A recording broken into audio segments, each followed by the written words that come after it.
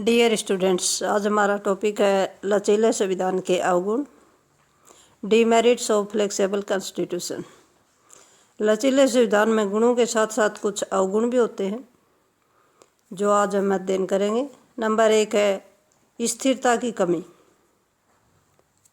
लचीले संविधान में स्थिरता का अभाव होता है क्योंकि उसमें प्राय परिवर्तन होते रहते हैं। सरकार की अस्थिरता आर्थिक विकास के मार्ग में एक बहुत बड़ी बाधा बन जाती है।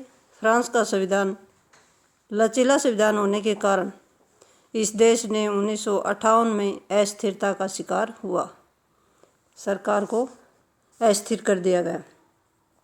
अगला पॉइंट है संविधान शासक दल के हाथों में खिलौना। लचीला संविधान शासक दल के हितों की पूर्ति करने का एकमात्र साधन बन जाता है। शासक दल लचीले संविधान को देश का सर्वश्रेष्ठ कानून न समझकर उसे अपने राजनीतिक प्रोग्राम को पूरा करने का यंत्र मानने लगता है। सरकार बदलती रहती है और जिस भी राजनीतिक दल की सरकार बनती है वह संविधान में संशोधन कर देती है। भारत के संविधान का कुछ भाग लचीला होने के कारण शासक दल के हाथों में कठपुतली बनता जा रहा है। 1975 में किस प्रकार तत्कालीन शासक दल ने संविधान का रूप बदल दिया था। अगला है अल्पसंख्यकों में भय का वातावरण पैदा करना।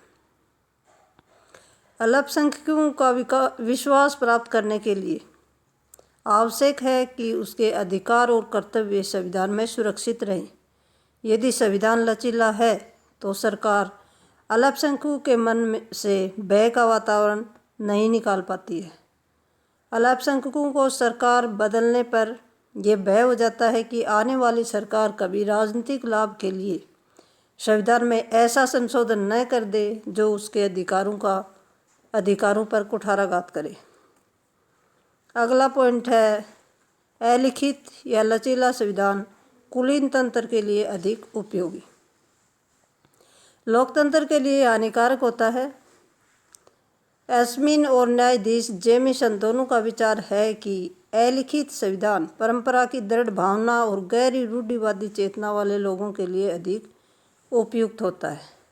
लचीला संविधान राजनीतिक तौर से पिछड़े देशों के लिए उपयुक्त नहीं होता।